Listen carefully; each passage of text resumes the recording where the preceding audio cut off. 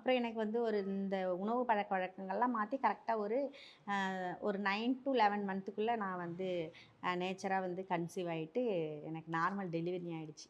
அதனால இது மேல எனக்கு ரொம்ப இம்ப்ரெஸ் ஆயிடுச்சு. இவ்ளோ கருத்தரிப்பு மையங்கள் நம்ம பார்த்துக்கிட்டு இருக்கோம். ஆனா, ஆமா. இயற்கை முறையிலேயே உங்களுடைய லைஃப் ஸ்டைல மாத்தி நீங்க அத கொண்டு வந்துட்டீங்கல்ல.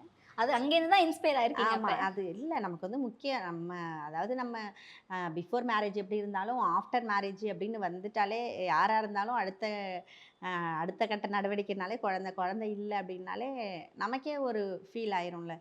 அதாவது நம்ம தள்ளி நம்மளே வச்சுக்கிறது வேற, நம்ம வேணும்னு நெனச்சு இல்லாத இருக்கிறது அந்த கஷ்டம்லாம் ரொம்ப பெரிய கஷ்டம் அது.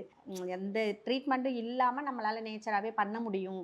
நம்மளுடைய உணவு பழக்கவழக்கங்கள், நம்மளுடைய உணவுகள்லயே இவ்ளோ ஒரு நன்மை இருக்கு அப்படின்றத தெரிஞ்சுக்கிட்டோம். அதன் பிறகு தான் நாங்க வந்து படையல் சிவகுமார் சார்ட்ட கால் பண்ணி, ஒரு 2 டேஸ், 3 டேஸ் கிளாஸ் அட்டெண்ட் பண்ணி, அதுலேருந்து உணவுகள வந்து நாங்க வீட்ல செஞ்சு சாப்பிட ஆரம்பிச்சோம்.